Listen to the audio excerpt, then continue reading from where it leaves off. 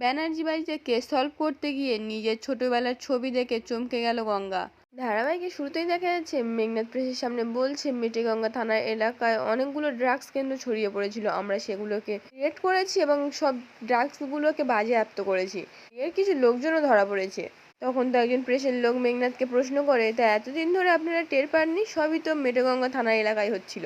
মেঘনাথ তখন মনে মনে বলছে, হ্যাঁ দেখে দেখে তো এইসবই প্রশ্ন করতে হয়, আর বাবা করেছি তো শিরিষ, এতেও তাদের শান্তি হচ্ছে না, মানে সবাই মিলে মারার জন্য আমার বাধাটাই পেয়েছে। এই বলে তো প্রেসের সামনে বলছে, দেখুন খবর পেলে তো সাথে সাথে ধরা যায় সেটা তো নয়, আমরা ওয়েট করেছি, ওই জন্য এত বড় ডাক্স করছো, ধরতে পেরেছি। আর আশেপাশে অনেকগুলো ট্রেন আছে, সেগুলো অবশ্য ধরা পড়েনি, খুব তাড়াতাড়ি ধরা পড়ে যাবে। আর আমরা কেসের স্বার্থে সমস্ত প্রমাণ ডিসকাস করতে পারবো না, থ্যাংক ইউ। এই বলে তো উঠে যাচ্ছিল, কিন্তু প্রেসের লোকরা তো ছাড়বে না, আবার প্রশ্ন করে, স্যার আগের বারে তো এরকম কুমড়োর মধ্যে ভরে নেশার জিনিস পাচার হচ্ছিল, তখন কি করেছিলেন? মেঘনাথ তখন মনে মনে বলছে, যত রাজ্যের বাজে প্রশ্ন, একটা তো ধরেছি, সেটা দেখতে পাচ্ছিস না? এই বলে তো কোনো রকমে প্রেসের লোকজনকে সামাল দিয়ে নেয়। তারপর তো প্রেস মিডিয়াকে চলে যেতে বলে। ওরা চলে যেতেই নীলাদ্রি মেঘনাথকে বলছে, স্যার এটা কি করলেন আপনি? সব গ্রেন থেকে তো কয়েক লক্ষ টাকার জিনিস পাওয়া গেছে। মেঘনাথ তখন বলছে, আমি সব জানতাম, তুমি কি চাইছো বলো তো ভাই? কোলা ব্যাংক ছিলে সে সবাই মিলে আমার সম্মানটা নিয়ে চলে যাক? নীলাদ্রি তখন বলছে, না স্যার আমি ওরকমটা বলতে চাইনি। মেঘনাথ তখন বলছে, তুমি চুপ করো তো, এই রেটটা আমাকে করতেই হতো, এছাড়া আমার কাছে কোনো উপায় ছিল না, এটা না করলে অর্জুন চ্যাটার্জি আমায় লকআপে ঢুকিয়ে দিত। তখনই মেঘনাথের ফোনে অজয় স্যারের ফোন আসে। মেঘনাথ তো ভয়ে ভয়ে ফোনটা রিসিভ করে। তখন অজয় স্যার বলছে, এক্ষুনি আমার অফিসে এসে দেখা করো, বলেই তো ফোনটা কেটে দেয়। এদিকে তখন অর্জুন তো বসেছিল। গঙ্গা তখন অর্জুনের জন্য চা নিয়ে এসে বলছে, স্যার এটা নিন। আর আমার কেন জানি না মনে হচ্ছে দারোগা বাবু ওই মাদক চক্রের সঙ্গে যুক্ত। অর্জুন তখন বলছে, আমি বুঝতে পারছি ও আগে অনেকগুলো ক্রাইম করেছে, সেই জন্যই তুমি বলছো, কিন্তু ওই বিষয়গুলো নিয়ে ট্রুইটা ছিল না, তাই এই গাফিলতিটা হয়েছে। আর এখন ডিজি স্যার বলেছে ও রিয়েলাইজ করেছে যে গাফিলতি হয়েছে, আর সেই জন্যই বোঝায় নিজেকে গাইড করে নিয়েছে। দেখো একটা কথা তো মানতেই হবে, এক রাতে 30 লাখ টাকার মাল সিরিজ করেছে, কিন্তু এটা কিন্তু সোজা কথা নয়। এবার কাঠমানির ব্যাপার থাকলে কি আর এটা করা সম্ভব হতো? গঙ্গা যেমন বলছে, বড় কোনো ক্ষতি হওয়ার আগে ছোট ক্ষতি তো একটু করতেই পারে। আর উনি যদি না এটা করতেন, আপনারা কি ওনাকে বিশ্বাস করতেন? ওনার চাকরি নিয়ে টানাটানি হতো, তাই নাকি? অর্জুন তখন বলছে, আমি বুঝতে পারছি না যে হঠাৎ করে তুমি এই কেসটাতে মেঘনাথকে কেন সন্দেহ করছো। গঙ্গা তখন বলছে, কই এতদিন তো করেনি, যেই ওনার ওপর চাপ সৃষ্টি হলো তখনই করলো। আর একটাই কথা, উনি কিন্তু কোনো রকম খোঁজাখুঁজি করেননি, উনি গেলেন পটাপট মালগুলো তুলেন আর কয়েকটা লোককে ধরে নিলেন। এটা আগে থেকে জানা না থাকলে সম্ভব হতো স্যার? অন্যদিকে দেখা যায় মেঘনাথ তো অজয় স্যারকে অনেকক্ষণ ধরে বোঝানোর চেষ্টা করে। অজয় স্যার তো কোনো কথা না শুনে অনেকগুলো ব্রাউন স্যারকে ভেতরে ডাকে, তারপর বলছে, খাতিরদারি করো সাহেবের। ব্রাউন স্যারগুলো তো তখন মেঘনাথকে চেপে ধরে। মেঘনাথ তখন বলছে, স্যার একটু বোঝার চেষ্টা করুন, আমি তো আপনাকে প্রোটেকশন দিতাম। অজয় স্যার তখন বলছে, প্রোটেকশনের জন্য আমি টাকা দিতাম, আর তারপরেও আমার ফেস লস হচ্ছে। এই বলে তো ব্রাউন স্যারগুলোকে মারতে বলে। ব্রাউন স্যারগুলো তো তখন মেঘনাথকে মারধর করতে শুরু করে। তখনই অহনা ছুটে এসে ওদেরকে থামিয়ে দিয়ে ওর বাবাকে বলছে, বাবা এগুলো কি করছো তুমি? অজয় বাবু তখন বলছে, ও খুব বড় বড় কথা বলছিল, ও নাকি আমাকে বাঁচানোর চেষ্টা করছিল। এই বলে তো ব্রাউন স্যারদের আবার মারতে বলে। অহনা তখন থামিয়ে দিয়ে অজয় বাবুকে বলছে, মেঘনাথ তো আমাদের শুভাকাঙ্ক্ষী, ও তো তোমার বিজনেসে হেল্প করে, আর ওদেরকে বলো যাতে না গায়ে হাত দেয়। এই বলে তো মেঘনাথকে গিয়ে সান্ত্বনা দেয়। এদিকে যখন অর্জুন তো গঙ্গাকে বোঝানোর চেষ্টা করে যে মেঘনাথ এরকম কাজ করতেই পারে না। গঙ্গা তখন বলছে, আসলে কি বলুন তো স্যার, দিন শেষে দারোগা বাবু আপনার ভাই তো, তাই আপনি ভেবেও ভাবতে পারছেন না। এটা যদি ভাই না হয়ে অন্য কেউ হতো, আপনি ঠিক ভাবতে পারতেন। তখন গঙ্গার কথা ঠিক বলে মনে হতো। অর্জুন তখন বলছে, দেখো গঙ্গা, এই আইনের চোখে ভাই বোন কিচ্ছু না, আমার মনে হয় না এখনো যে মেঘনাথ এটা করতে পারে, তাও আমি নজর রাখবো।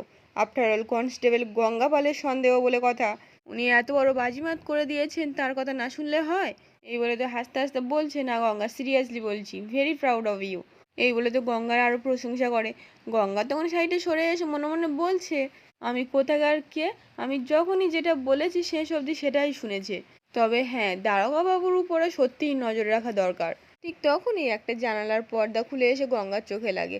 অর্জুন তো তখন গঙ্গার চোখটা মুছে চোখে ফুঁক দিয়ে দেয়। গঙ্গা তখন লজ্জা পেয়ে ওখান থেকে দৌড়ে চলে যায়। আর নিচে আসতেই অন্ধকারে মেঘনাথের সঙ্গে ধাক্কা খায়। মেঘনাথ তো চিৎকার করে ওঠে। গঙ্গা তখন তাড়াহুড়ো করে লাইটটা জ্বেলে এসে বলছে, স্যার আপনার কি হয়েছে?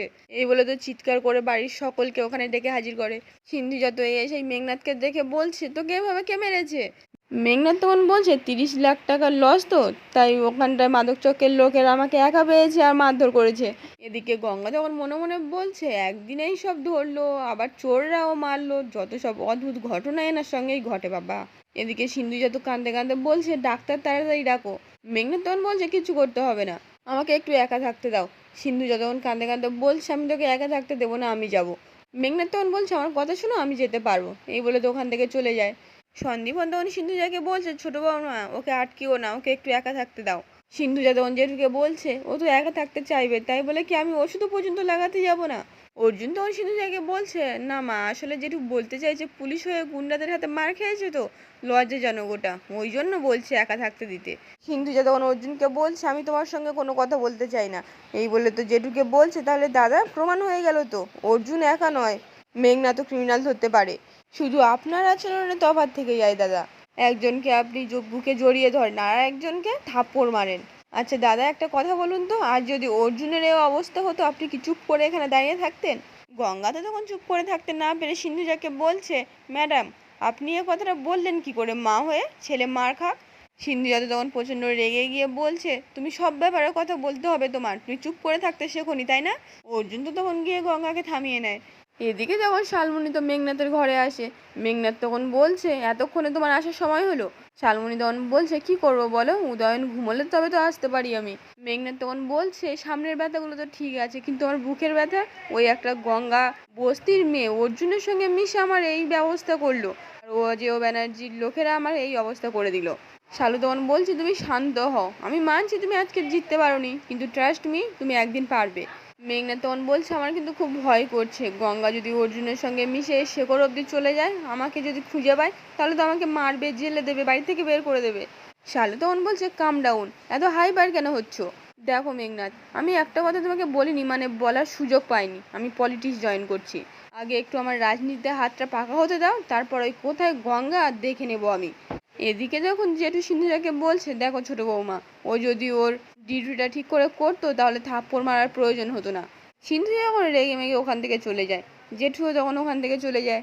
অর্জুন তখন গঙ্গাকে বলছে আমার মনে হয় না এরপরে আর মেঘনাথকে সন্দেহ করা যায়, দেখলে তো ওর কি অবস্থা করেছে, ফাইনালি বোধহয় নিজের ডিউটিটা ঠিক করে পালন করছে, যাও রাত করো না, সে বড় গুড নাইট, এই বলে তো ওখান থেকে চলে যায়।